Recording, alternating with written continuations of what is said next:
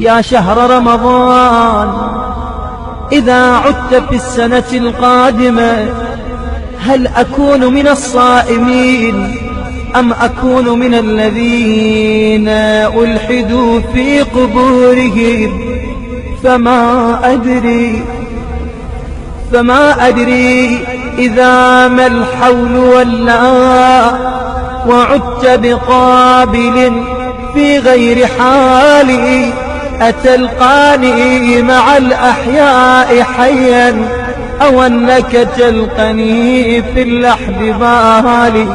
فهذه سنة الدنيا دواما، فراق بعد جمع واكتمال، وتلك طبيعة الأيام فينا تبدد نورها بعد الكمال.